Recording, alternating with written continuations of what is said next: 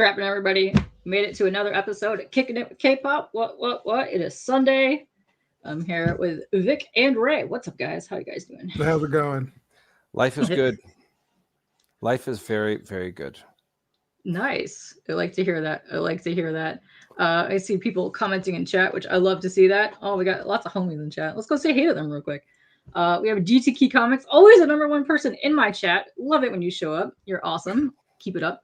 I do have the link to your Kickstarter pinned to the top of the page, which I will be also dropping so that it goes to all of the places that I am currently live to.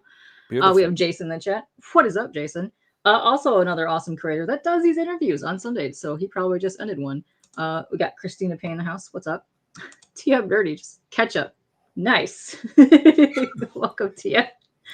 How would you get your number in your profile, Joe? It's right there. Oh, I got John in the house. What's up, John? How you guys doing? Hey, John. We'll have way more people popping in here. Yeah, you guys probably know John. He's a super homie. John likes my side profile. He says every stream I'm pretty much like this and not like this. He makes fun of me for that, and I find it amusing. I would have never considered that, but now that's all I think about every time I see my face on a stream. Way to go, John. Nice. Yeah, I have Argyle over there. I love that thing. Amazing. Profile, right? There you go. Listen, I like it when you come in here and just give people crap. Love it. Let's go. Yes. Yeah, it's amazing. So for everybody in the chat that maybe not have met you already, we're going to do some introductions, get to know you guys. So I'm going to go like this. I know that's me. I'm just going to grab one of you at random, and bam, you're in the hot seat. Here Boom. I are.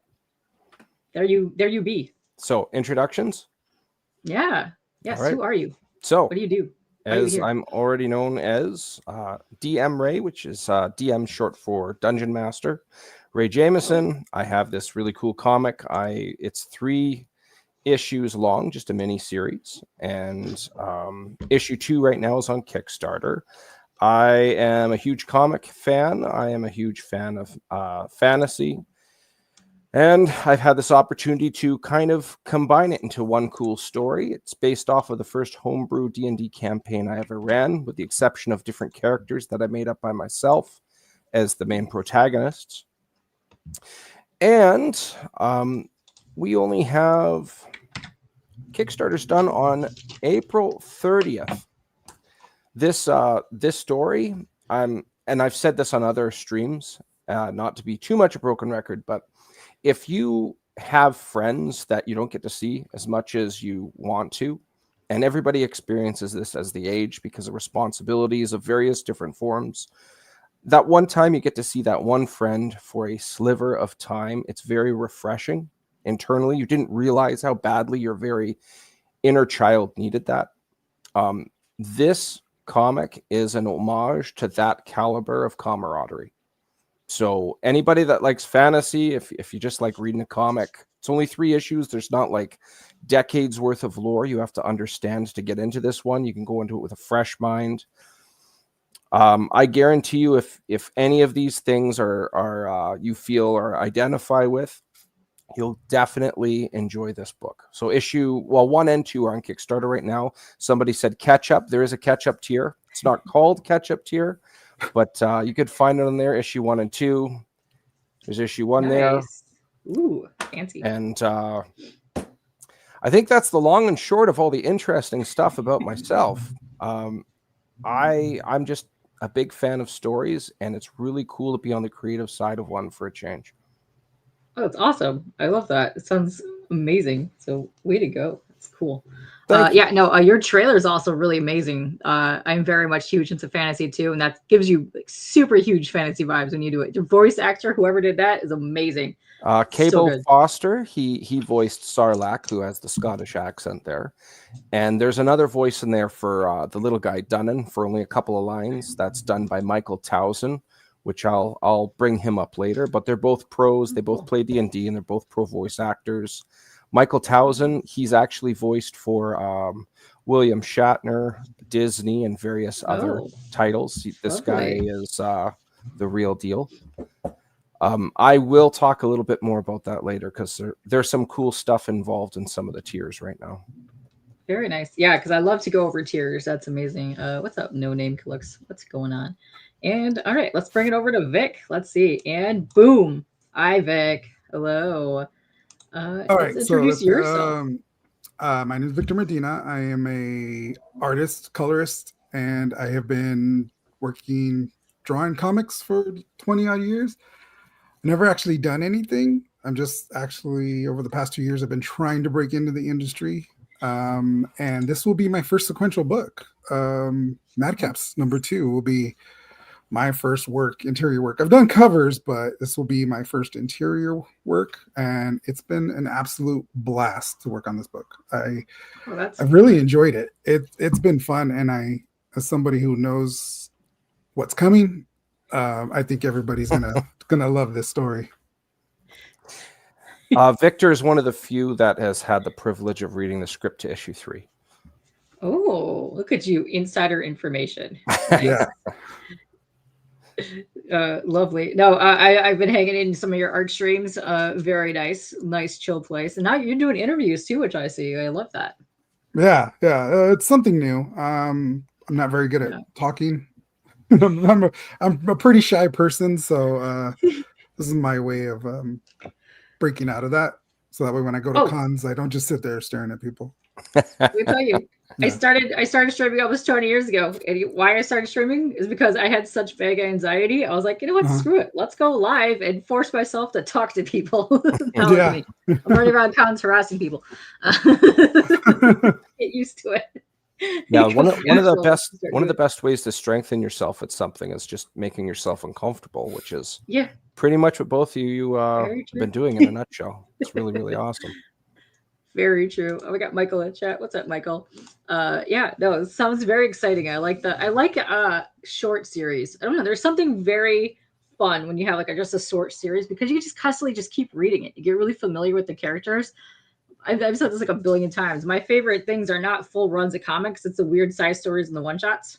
That's what I gravitate to. So I really liked a smaller length of series. Plus, it's a very interesting fantasy world. So if you ever just want to bring back the universe, you can constantly do that, later on down the road. But I like that kind of style of thing. That's fun.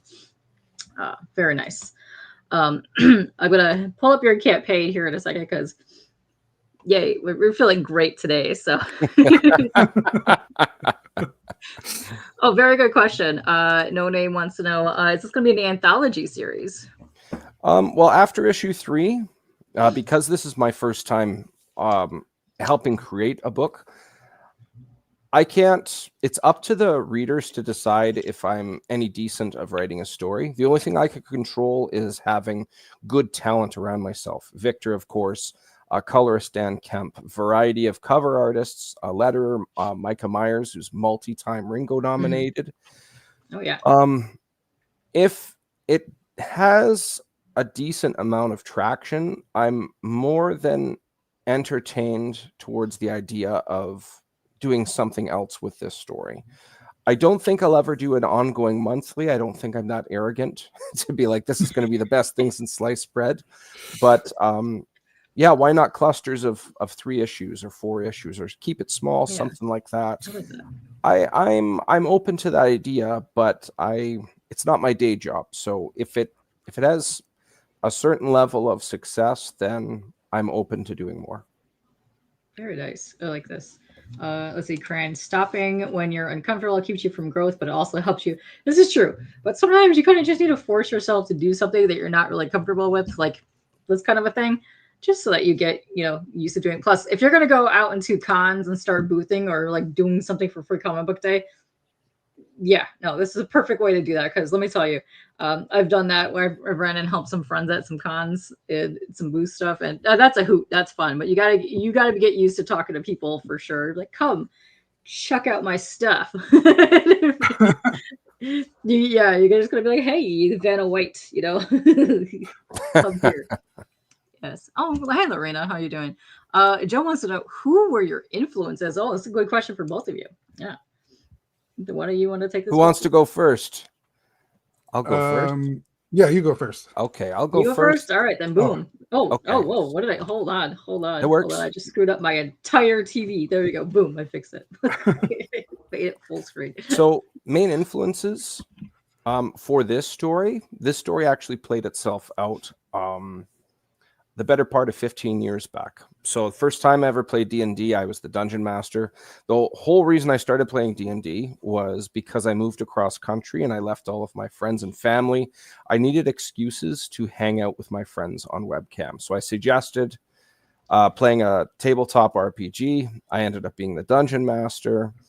There was definitely some learning curves, but there were some really good memories. This 3-issue miniseries is part of that first campaign, and it's the equivalent to if you have any friends and you look back X amount of years later and say, hey, remember that time when it, and this is one of the pieces of fuel for that. So in regards to influences, it actually happened. So I almost feel like a news reporter or a historian just talking about the facts. But of course, there's more to it than that. There's perspectives, there's details on sequentials, there's having enough structure under my own terms, but at the same time, giving up options to Victor, for example, to give his own flair on it. In regards to specific story structure, I just treated it like 3 acts. Each issue is 1 act. And because it all takes place over one night, there were some cool balances that I had to continuously remind myself of. So in the first issue, there's a lot of, you have to know something about the characters, but you don't want to take away from the whole story. So I had to have that balance. I had to make sure it definitely has its share of action, but it isn't action heavy either. And by the time you get to the 3rd issue, all of the foundations are set so you can get more so tenfold into the really cool stuff. So like my favorite story writers, I laugh. Don't hate when I was a kid. One thing I really liked, don't hate me, is R.L. Stine. I read a lot of Goosebumps as a kid. Fear Street. I grew up on Fear Street. Fear Street's a good one. He was really good at just setting up a story to be done. Putting away every chapter is always a cliffhanger. Putting that all aside, I always enjoy just that traditional structure. In regards to comic books, my favorite of all time is Peter David. He's written the most stories about the Hulk. He wrote a graphic novel in the mid-late 90s called What Savage Beast. It's about the Hulk, and it has to do with the maestro and some repercussions of being a dad. It's a really, really good one. Nice. I think those are the highlighting ones of influences. Everything else from that point gets super obscure. Like kind of, I liked this one thing of this writer, but I'll keep the list short for now. Okay. All right. Let's bring it up to Victor. What's up? All right. Same question. All right. So I started collecting in the 90s. So a lot of my my idols were like Jim Lee, Mark Silvestri, Todd McFarlane, Dale Keown, followed those guys, the G. Scott Campbells, Greg Capullo, Pepe Larraz is a big one for me right now. And then when it comes to color, I got Marta Garza is a great one. Nia Rufino, she's been a huge influence on my color work. But I mean, although it was great for like doing this book, because all the books that I've gotten before that I've never seen print were all superhero books. So when Ray contacted me and was like, hey, you want to do this book, and then I found out what it was. I hadn't never really drawn fantasy. So it was great to lean into those influences and see what they did before with stories like that had any kind of fantasy elements into it. And I had to do my homework before I went into it. So yeah, that was really fun to do, to be able to go back and see all my influences from before to get me ready for this book. So that's been awesome, being able to like dig back in and be like, hey, I haven't seen this comic in forever, but thanks to this, now I get to lean back into it and see all my old idols again. Oh, that's exciting. I love that. Yeah, sometimes you take breaks from like comics, or you kind of move around to like different things. Like I'll go big into novels and fantasy novels and then back into comics. And you're like, oh, what has this person been doing for a while? They're like, what? They've continued on this many times. And to me, that's fun. Sometimes you need that kind of thing. And then your idols take a break. Yeah. And you don't see anything for a while, and then all of a sudden they come out with something, and you hear they're coming out, so now you got to go dig out their old stuff to get acquainted with what they did. And and see what they're going to do now. Like that for me, that's so much fun to see the growth of an artist and see what they're doing. Like when Ray told me that Dan Kemp was coloring, it didn't dawn on me who Dan Kemp was. He just said, Dan Kemp's coloring this book. And I was like, oh yeah, Dan, I know Dan. He's cool. I know him on Facebook. Real cool guy. And then he did a post on Facebook of, oh, this issue of Spawn that I colored. And I was just sitting there. I was like, oh, that's cool. I have that one. Like I have all those issues. And then it dawned on me. I was like, wait, that's the same guy that's going to be coloring the book that I'm drawing right now. And it was one of those like, oh man, like I would follow that guy for his colors, and now he's coloring my stuff. So yeah, it was one of those shoot, one of your like idols growing up. Yeah, it was really cool. It was really cool and scary at the same time. Because then I had to sounds be like you just described a carnival. Just as scary as exciting. Oh, No Name here says you get a little Eric Larson and Umberto Ramos vibe from your work. Ooh. Yeah. Oh, Eric Larson. Yeah, I forgot him. Nice. Yeah, yeah, that's some good stuff. Those are both good things right there. I love that. Yeah. Yeah. No, that's awesome. I dig that a lot. That's very cool. I'm gonna go to your campaign page now. So bear with me as I click things because we're already hitting buttons I shouldn't be hitting. So 1 second. There we are. Let's see. There we go. Let's make us the tiny so that we can very bitch sing this. Oh, I got a question from Joe. Did you both go to college for like writing or art? I did not. No. No, Yes. did not. Yes. Learning. I failed 4 years of art in high school, so I'm not the person to talk about college. Well, that's interesting. Yeah. When you okay? So when did you decide? Hey, I want to start picking up art again. Let's try this thing. Let's doodle some things. It's a story. I always wanted to do art. I was in a band and they were going to be signed. I was in like a punk band and they were going to be signed. And I told them like, you know what, this isn't what I want to do. I want to follow art. So decided to go back into art in high school. And I was doing drawings there and I was failing every class. Like they had to call my parents in and be like, your son's failing. Oh, no. He needs to pass this if he wants to graduate. And one day I came in and my artwork had been vandalized. Like they had us painting and somebody had vandalized, like cut up my canvas. And I got really frustrated and went to my counselor and told him like, look, you guys are threatening me that I'm not going to graduate, but I can't finish any projects because they're getting vandalized. They're getting stolen. It's all this stuff. And they were like, don't worry about it. We're going to take care of it. And they called me back maybe like 2 weeks later. And came to find out that the teacher of the class was the one damaging my artwork. What? Because at the time I was, it was a female, and she was That's crazy. at the time I was doing like freelance work, doing drawings and stuff like that, like for tattoo artists and things like that. And one day, like my check that I had gotten paid fell out of my backpack, and somebody in class, I was in art class, so all the kids that weren't in the higher classes were in there, and one of them found it and started rubbing it in her face that I made more money than her. And I just turned into an issue to the point where she had drawn a spiritual figure, and I'm not proud of this, but I was also a teenager. She drew a spiritual figure that she liked a lot, and she called me several racist names. And I got mad and I erased the head of her spiritual figure and drew Wolverine cutting it off. And she wanted to physically fight me outside of art class to the point where they had to call security. Yeah. Dang. Yeah. Wow. Yeah, that's my fun high school story. And then to find out at the end, they were like, well, we're not going to let you walk.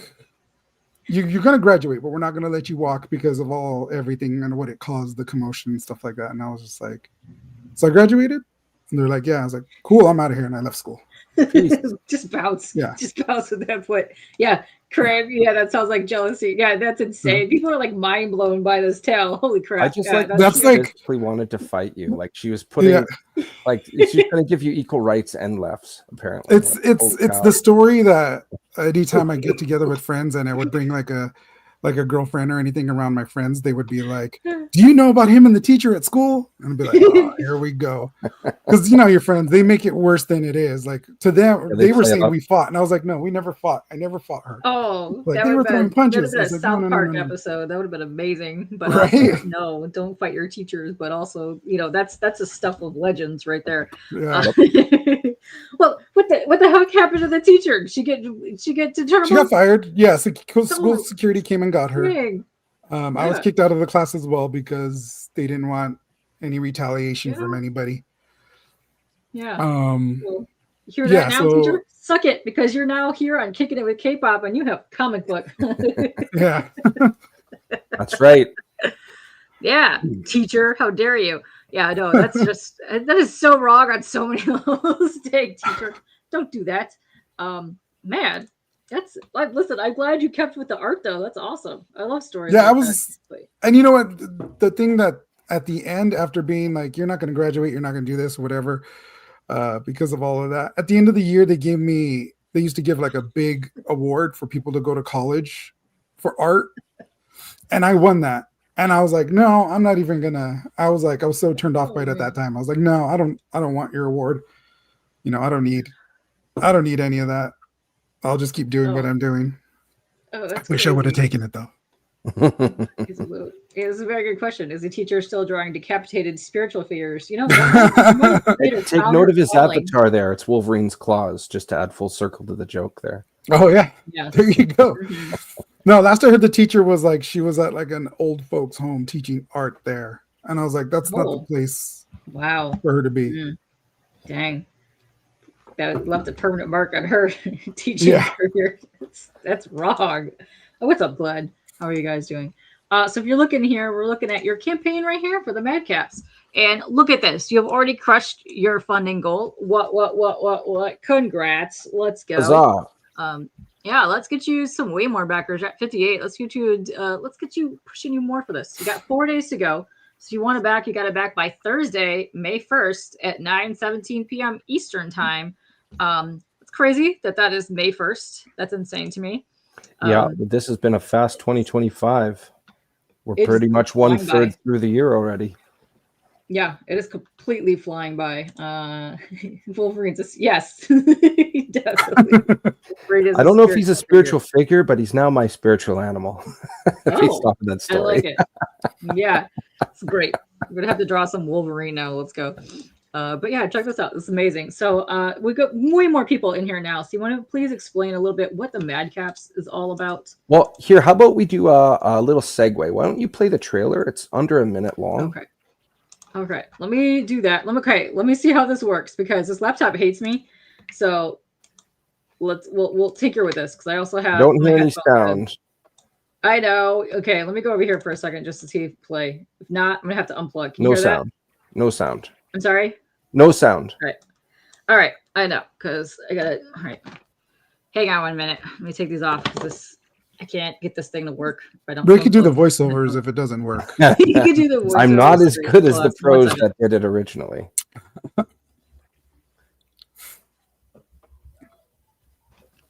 I know. Listen, this is not a pro stream. If it doesn't work, that's okay. No. Okay. But can you hear me now? All right. Yes. I'm just going to play it through here, because my laptop severely hates me and it won't let me play. I can't get to play audio. I know. It's bullshit. But whatever. Listen, I like it better that way because it's more unique. But let's go. Can you hear this? Jasgo and myself received a There we go. surprise visit from Dunnan and Batrakas. We were able to help the local guards stave off the beginnings of another terrible threat. They recognize one of the fallen creatures to be an addict to the local drug, weave. After following a lead, the four of us were able to track down a group of bandits transporting the drug.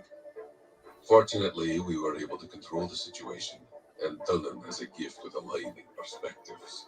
You get to choose which of our friends here you are going to speak to.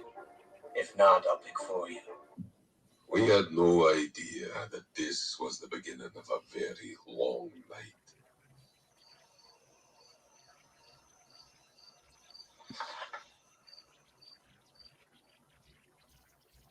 Huzzah. Woo. I wanted to hear Ray. He sounds like a leprechaun when he does it. It's really cool. It's Leprechaun. really nice touch. Man, I didn't see your nose grow there at all, but so this story is all about four individuals that they're friends. They're all meeting up in their hometown, and just before they can like get into a reunion, it's interrupted by what appears to be an undead outbreak. Now, the four of them, in one way or another, are able to help the guards like eliminate and pacify this problem. The dwarf, who was the voice in the trailer, he's looking over some of the fallen creatures, and he recognizes one as a junkie of a local drug called Weave. The thing that bothers him is there's no bite marks on the body. And between the four of them, they start to speculate, is it because of the drug? Like, we don't know who, for lack of better wording, we don't know who patient zero was in this. Like, where did this come from? So by the end of issue 1, there's a curveball, and they're not actually sure if these two things are mutually exclusive or if they're directly related or what. So they get a lead, and issue 2 focuses on them getting into the headquarters of the distributor of the drug after pressing a couple of individuals for information. I guess is a nice way to put it. There's a lot going on, and in this campaign, I do have pictures that I do preview on the Kickstarter, but a lot of it you don't see any of the action. The reason for that is all of it is spoiler heavy, all of it. So I do show page 1 and page 2. Maybe I'll talk a little bit about each character. You got these. Yeah, we can do that. Yeah, let me just pull these all up, and then we can talk about them. Perfect. So this is the character here that we were talking about. So that's Sarlacc. He's a dwarf. He's he comes from a line of family that left mining life and decided they wanted to till the land on surface. Dwarves tend to be stubborn, and there's no difference here. They started farming in swampland. So over generations, they've been able to drain the swamp, their local area, make it more fertile, being able to grow things in it. And over time, they've been able to spread and just get rid of more and more swamp accordingly. Culturally, because of this being a fantasy scenario, it's understandable that swamplands aren't that safe because of things that dwell in it. So Sarlacc culturally is really good at tracking down and pacifying things that go bump in the night.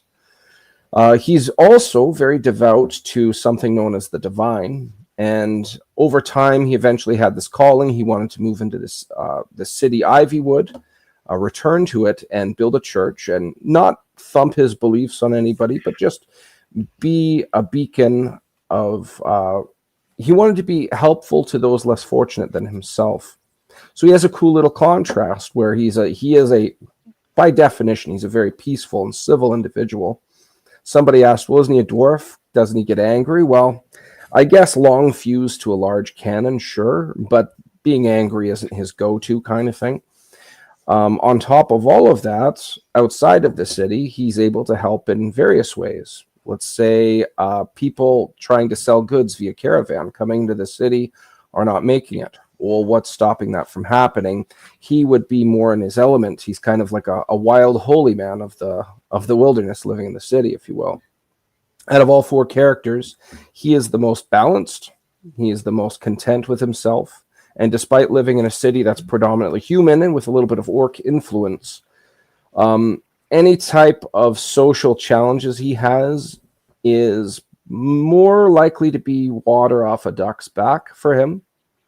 He chooses to do good regardless, and he chooses to keep a good temperament as an example of those around him. Very cool. Let's see. I like how the audience here, the chat is deciding who's playing these characters, and I like that apparently Glenn is going to be playing Sarlacc here. And then Joe is going to be trying to figure out, okay, let's try to figure out who Joe's going to be playing. All right, let's go to your next character here. This is cool. No, I like that his name is Swamp Trudger. Yeah, that comes from them leaving the mountains and actually trying to like farm the swampland. That's the origin of that name. I love that. Here, let me make this larger. Let's Okay, get to so this here, and sexy all of this dude. concept art here was drawn by Victor for the first nice. issue. Love I it. liked his work so much. I had him do the interiors for issue 2. Wrong. Yeah. Um, Yes, it does. Not by me. oh, I'm sorry. Apologies. Yeah. I got you confused. The concept here was done by Jay Sloan. Victor really liked Jay's work. My bad. I got that Nice. backwards. Anyway, so this is Chasgo Blundale. He is a specific type of elf that's actually vilified amongst most in this world. He is what's known as an Arger. Argers live in a mountain range that is riddled by silver deposits.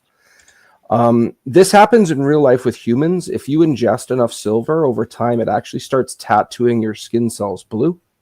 There's nice. one guy famous. You could see him on Oprah Winfrey. He looks like Papa Smurf. It looks fake. Oh, It's yeah. legit.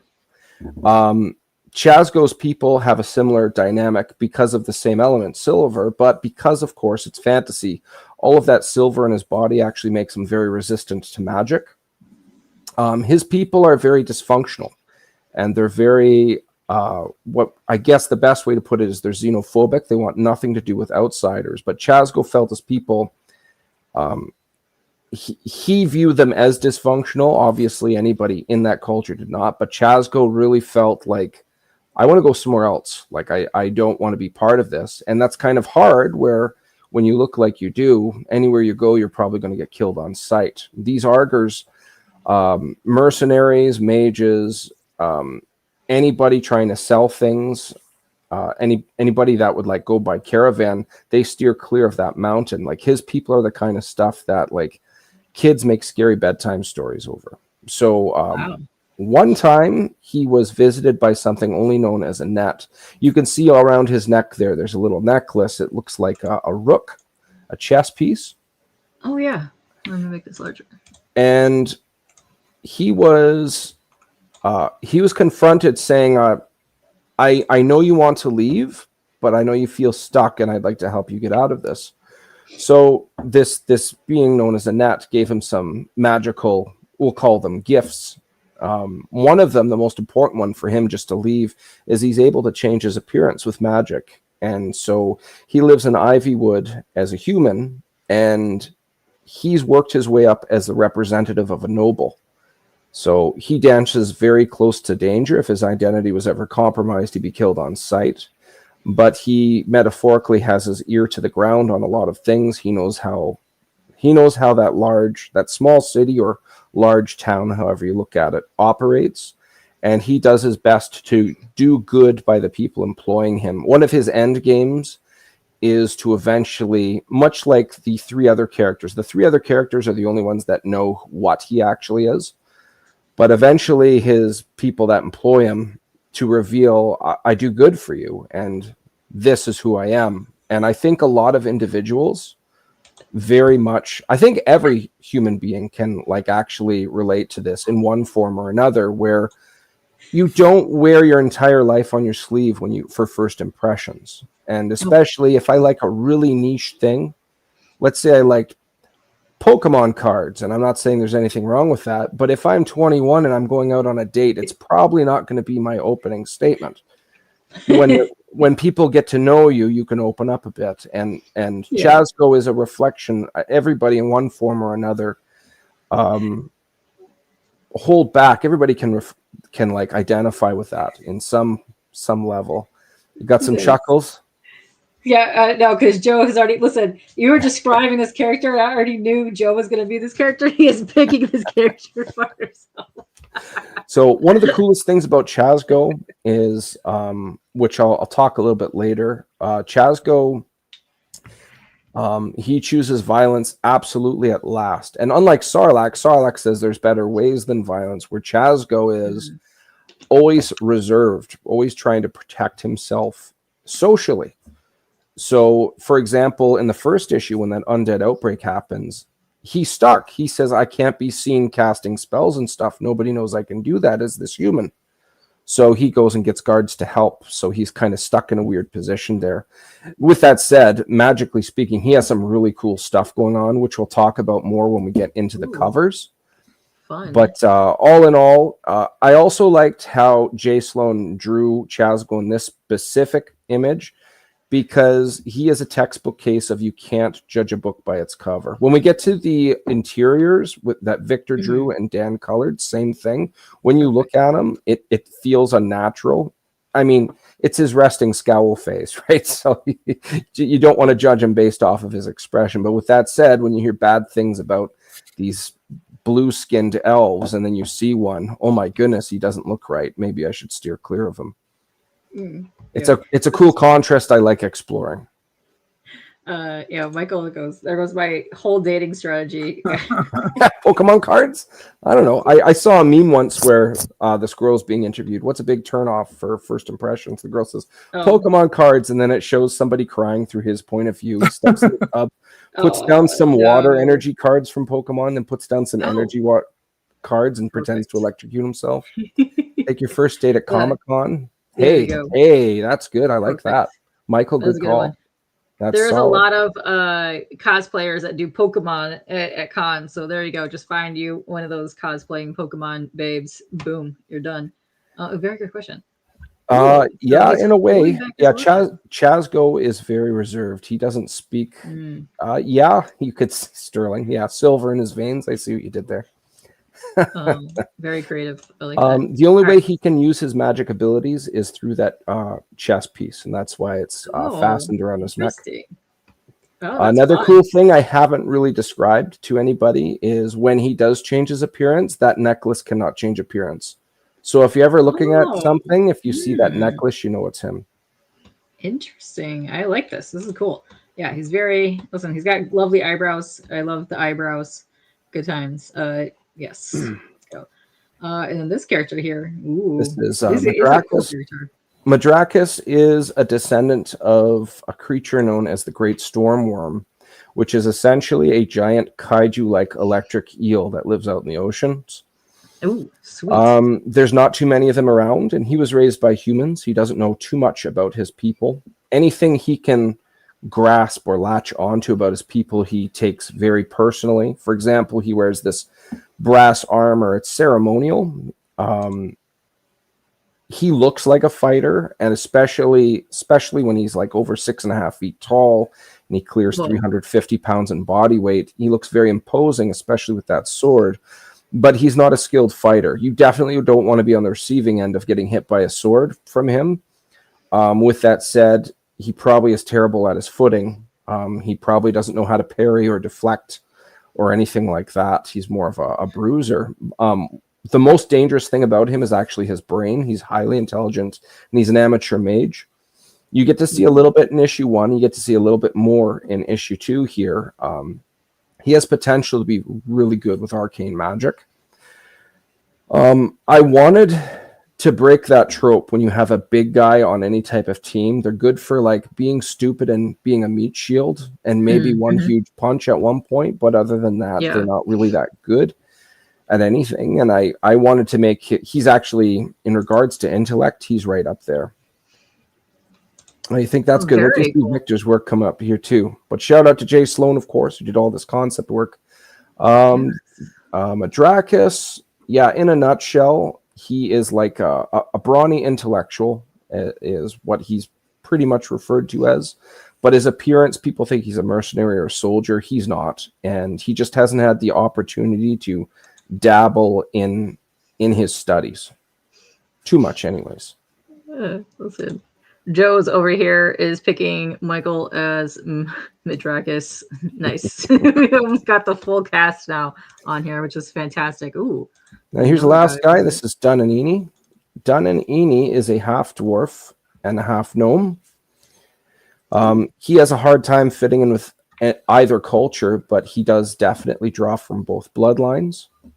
Because of this, he is just as inclined to develop a bond strongly with a friend as he would with a family member, which is almost a contrast to dwarves, because dwarves are ride or die in regards to clan.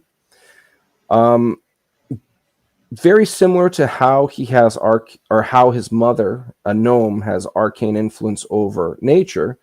He has a similar influence through metals and crystalline structures.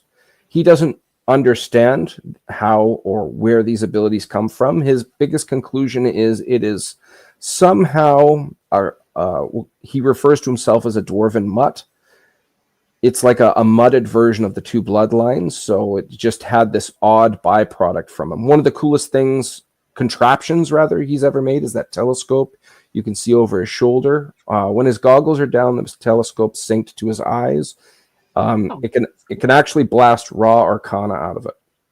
So something really cool to say about a little guy like this who's a little bit shorter than the average dwarf and can't grow a beard, but to stand next to a tree and just reduce it to splinters is just a very enjoyable thing. Concept for me, I should say. That's fun. I like the dynamic of the telescope that you have plus the goggles. That's interesting. That is cool. I like that. Very cool. Neat.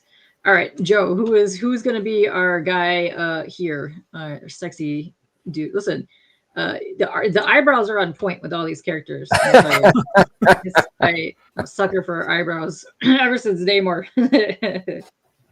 So here we have the main cover, Kenny Calderon, Dan Kemp colors. Every cover, I try to have some type of foreshadowing with what's going on in the comic itself. So here they're actually walking into territory. You can see there's a lot of overgrowth, and you can see they have varying facial expressions. But as I already mentioned, this is the distributor of Weave's headquarters. If you're going to do something illegal like that with a lot of cash flow, you're probably going to have some muscle to protect it, and that's all I can say about that. Unfortunately, you're going to have to back this book to get more information on that. If you go to the next cover, I know we're a little low on time here, but I don't want to glaze over them, but I want to give Victor the credit that's due. This one here is Jay Sloan, colored by Dave Kemp. In this issue, you get to meet his three-eyed pet here, MX, so albino crow. Again, Chazgo, he's very reserved, so because of the body language, you don't know if he's feeling lonely or milling in his thoughts, or it's the equivalent of somebody on day shift having a smoke break sitting on a milk carton outside. But the whole thing changes when you see that pet on his shoulder. Suddenly, there's a little bit of companionship there, completely changes the mood. And I didn't give Dave a lot of color to work with, and he knocked this thing out of the park. He kind of made a joke about it, but like, yeah, I was completely beside myself at how nicely this came together. It's very lovely. Yeah, both nice covers coming in here. Yes, I dig Namor. Listen, he does have amazing eyebrows, and Karen has been cast as Dunan. That's nice. Listen, we got a full cast here. I love it. Done. I like it. I love it. So underneath that, this is Russ Leach from the UK. You can check out his work. He's done one. He has a issue series called The Atlantean, which is essentially a story of Kull, the Conqueror. Yes. That's one of the stories that helped inspire Conan the Barbarian. But anyways, he drew this one for me, Dave Kemp colored. I really like how he was able to draw the eye towards the center with all the chaos going on, but then Dave Kemp coloring it, he amplified that by putting the majority of the color on the main character. I really like how that hammer takes that jaw right off there. Most people miss that. Oh, yeah.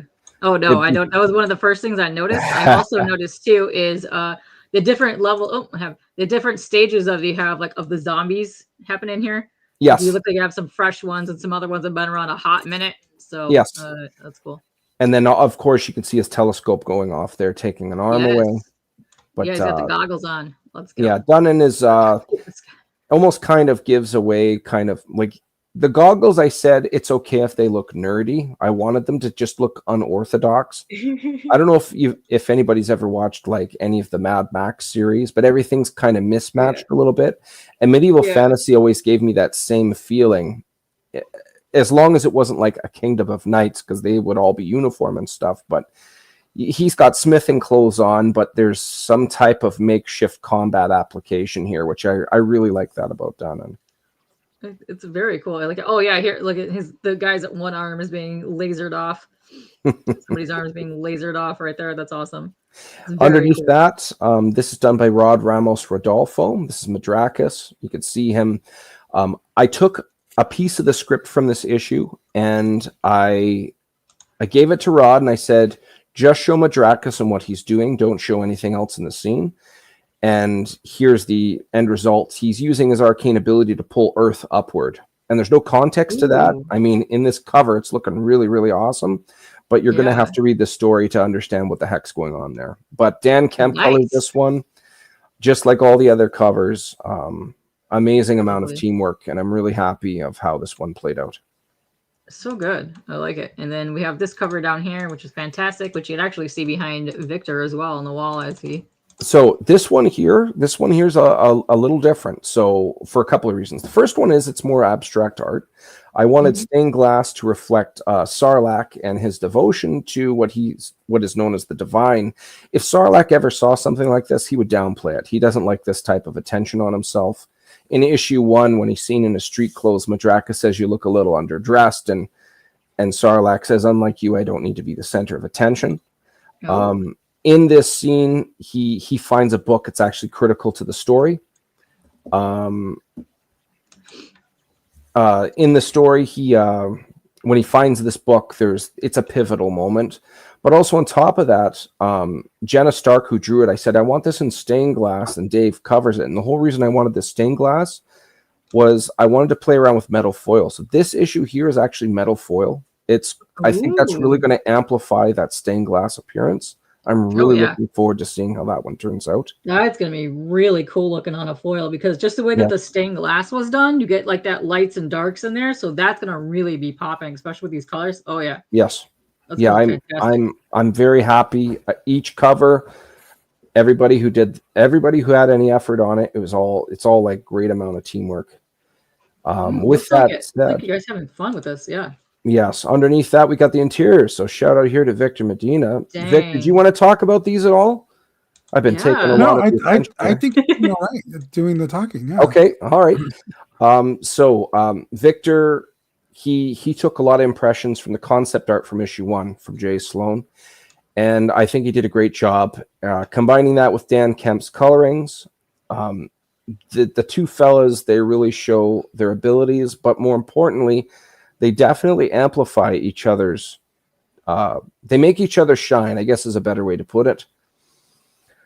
I really like the choice that Dan used for colors in regards to when to be over the top with color and when not to be. Victor, as he said, this is his first sequentials, but if he never said that, I wouldn't know.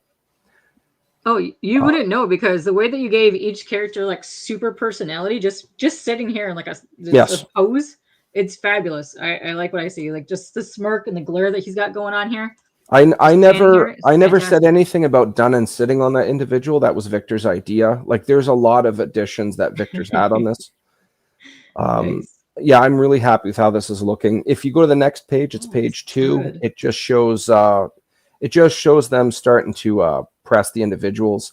Something else I really like about the different personalities here. So Dunn is, as you saw in the trailer, and you see on page 1 here, he just says the same thing. Okay, pick who you're going to talk to. I'm going to pick for you. And he starts like saying to them, hey, do you really want to like protect low lives? They wouldn't do the same for you. And this whole issue, last issue was was narrated by Chazgo. This time it's narrated by Sarlacc, and it talks about how he like hits that with his axe to encourage Madrakis to open up this cart that they already knocked over from the first issue. And the thing about Chazgo, you see him uncork the drug weave, and he says, hold him up. They're looking for ways to get information out of him. I don't have page 3 here, and there's a reason for that, because you got to know what happens. How do they squeeze out the information?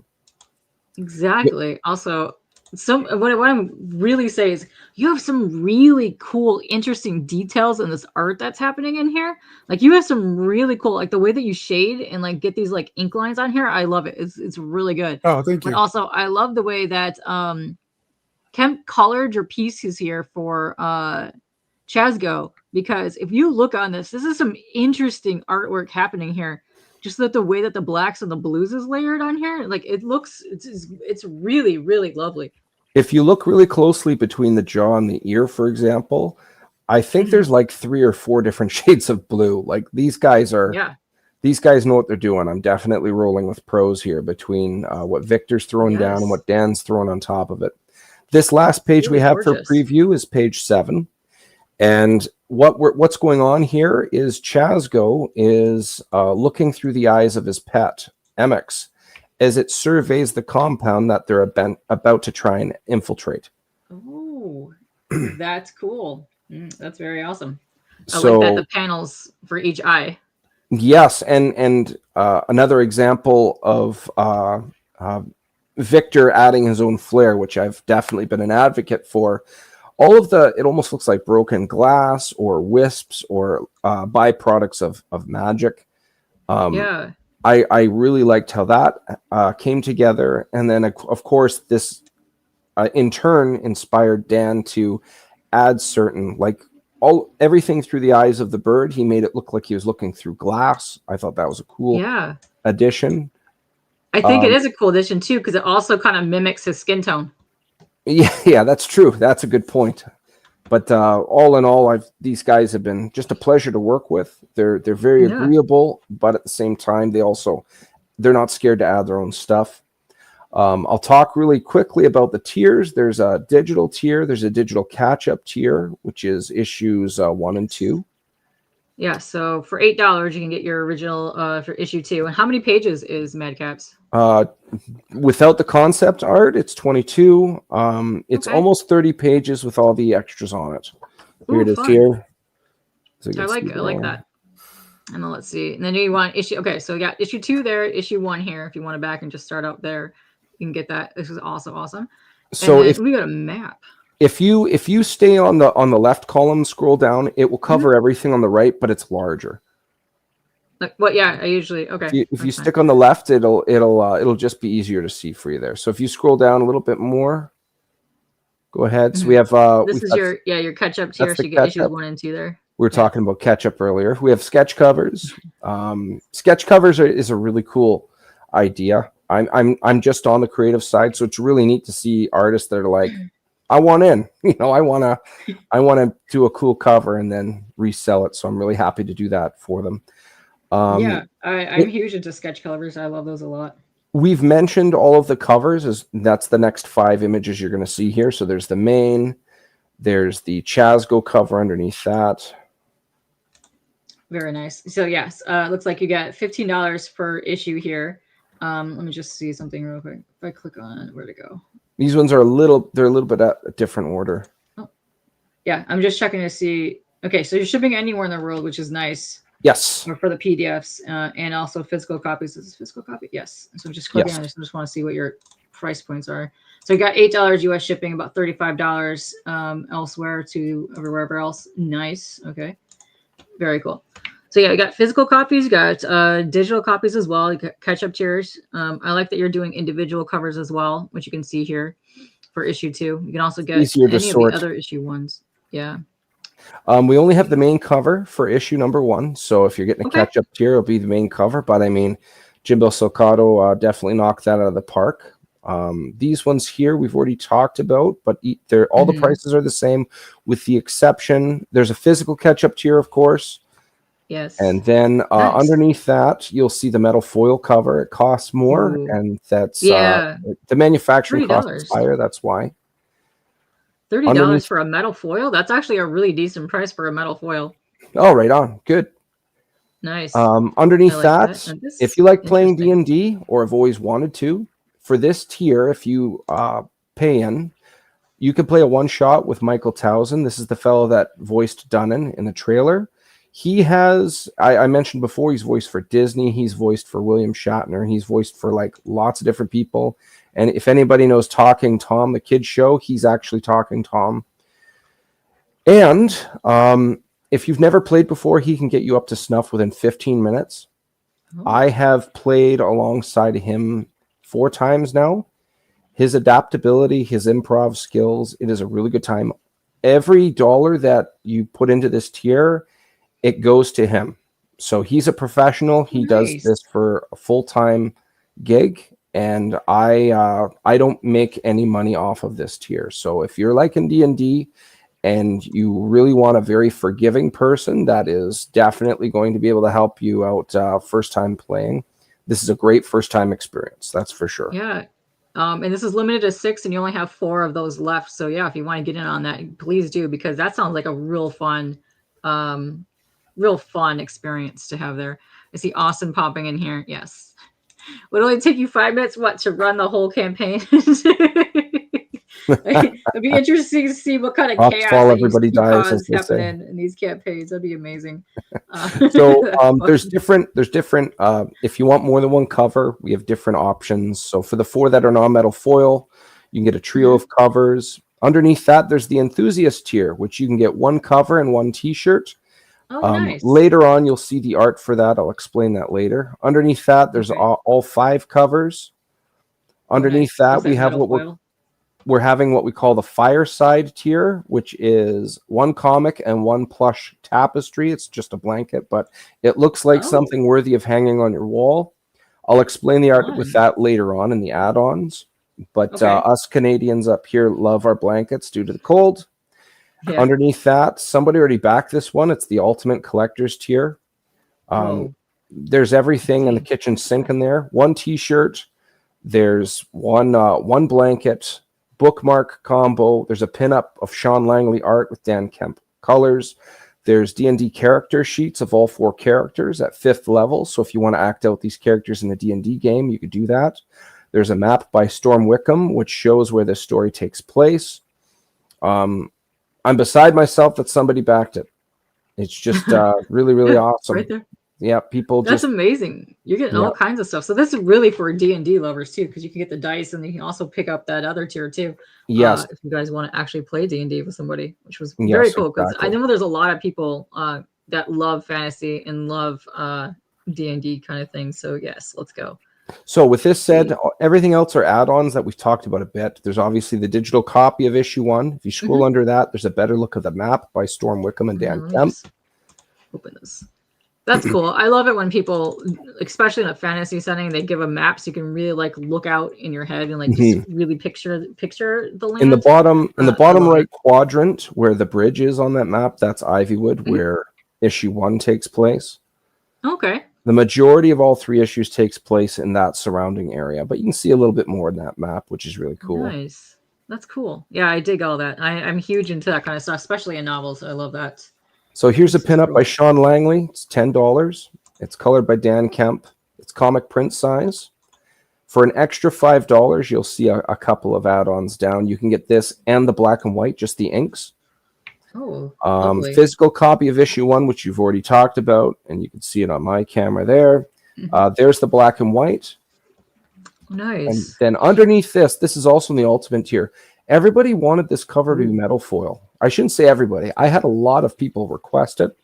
I decided not to because I didn't want to take attention off the stained glass foil cover.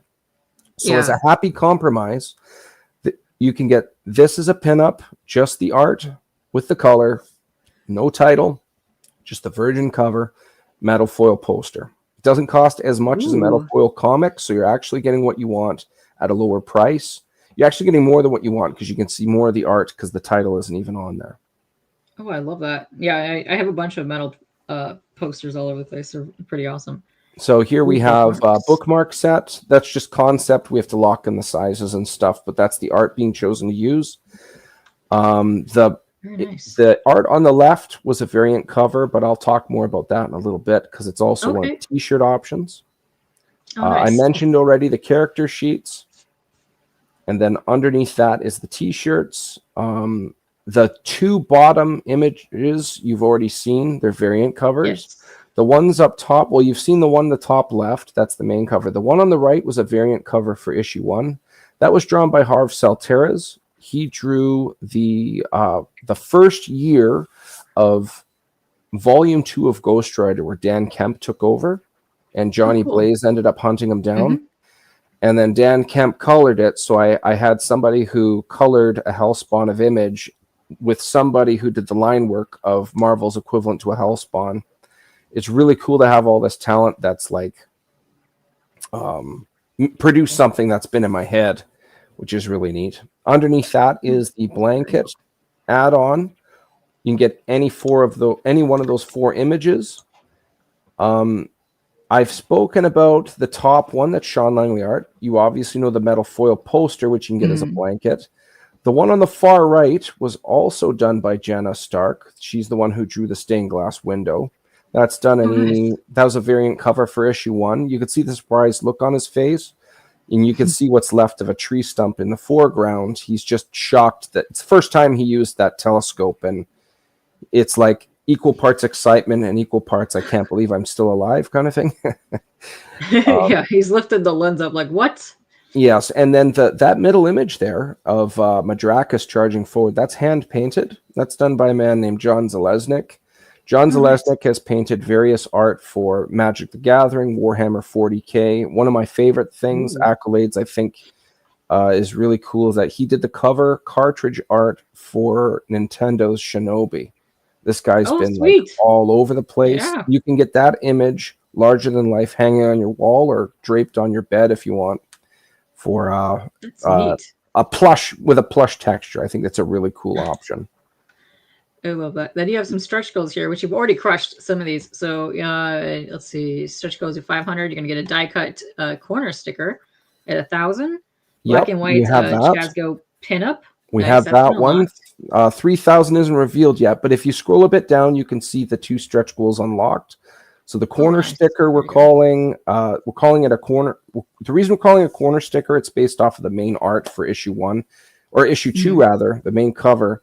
I think it would look really cool in like the bottom of like a binder or a laptop. It looks like it belongs like an accent to the rest of the surface that it's on.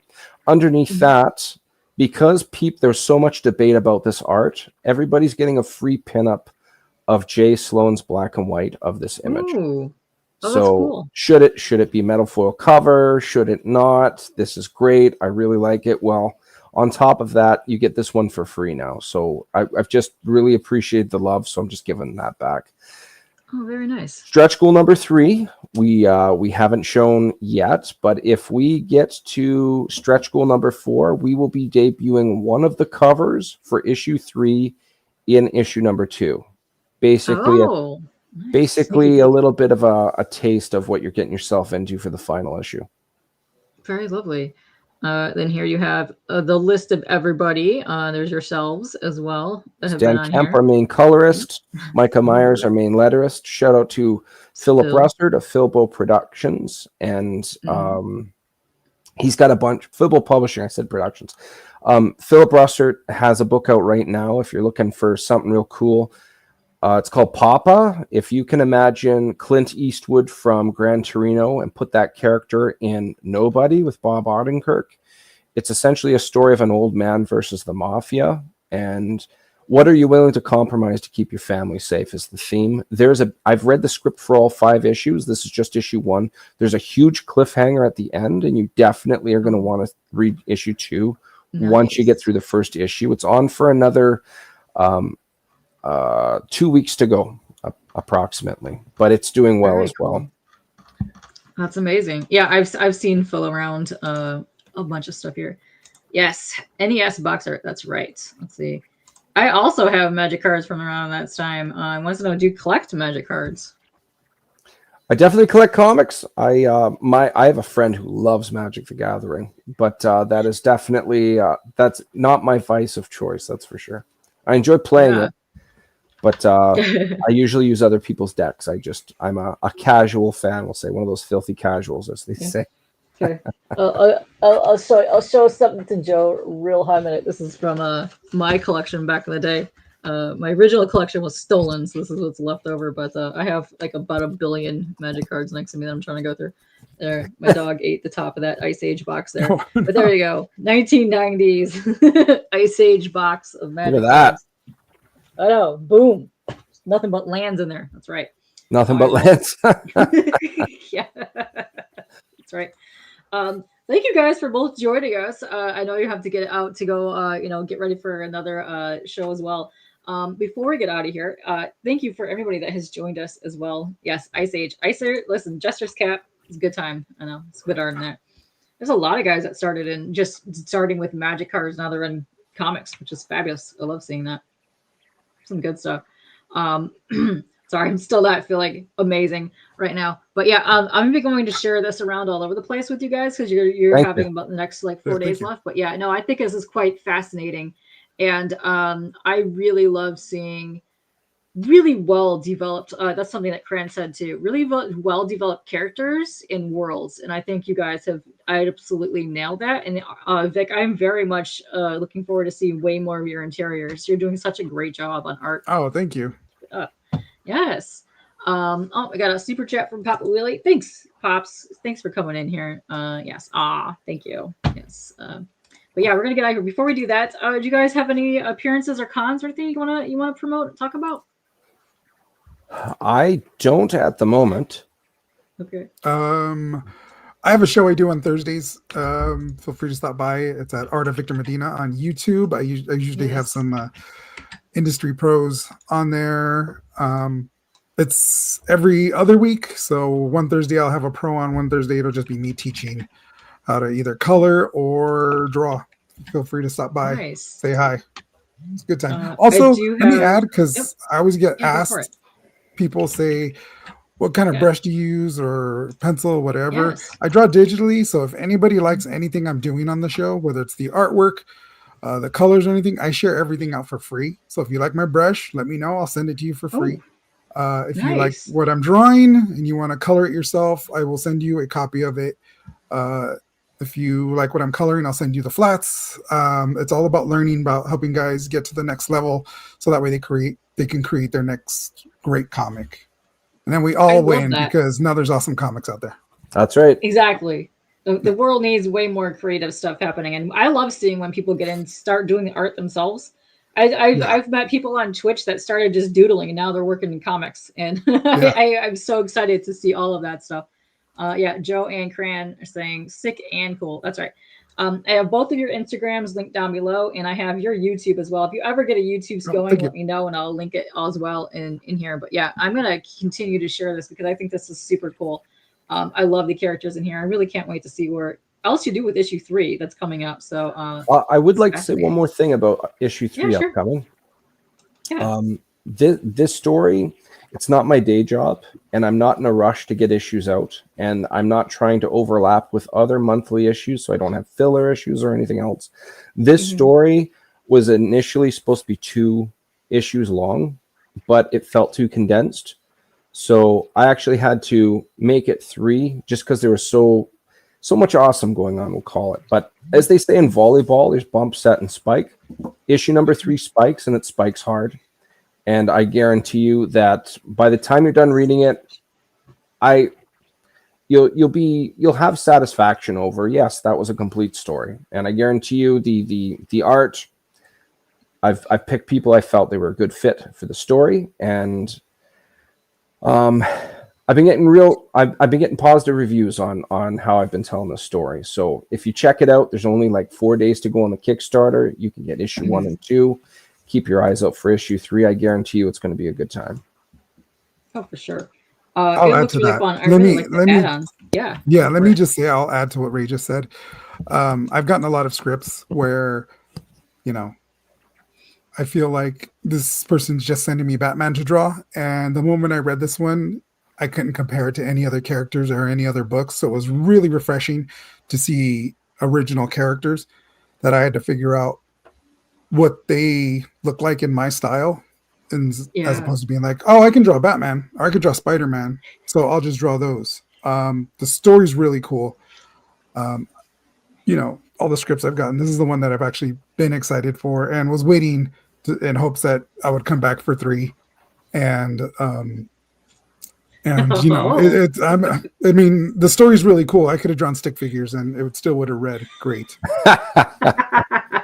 I don't think I would have been paid as much if I drew stick figures. That would have but- been a challenge for Kemp, though. Gotta be some golden inked stick figures. That'd be amazing. That's for issue 4. No. Yeah. This sounds so much fun. I love the characters and I love the camaraderie that they have. But I think it's interesting that you're adding like the zombie type thing into this, which is quite cool. kind of a mystery as well because you're trying to think, It's what's all basically this? an adult version of Scooby-Doo minus the dog in a medieval fantasy setting. I love that. Nice.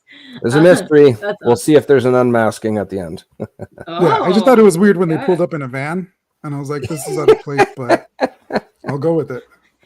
You deck out a wagon to make it look like a van. Yeah, A mystery it's, the machine. caravan. Yeah, it'd be great. I love thanks, but I think I'm hitting my limit right now. But we're gonna get on out of here. But thank you both for joining us. You guys can welcome back Thank you. anytime. If you guys just want to Thank you come very back much. and just straight up talk about whatever, that's fine with me. We can do that.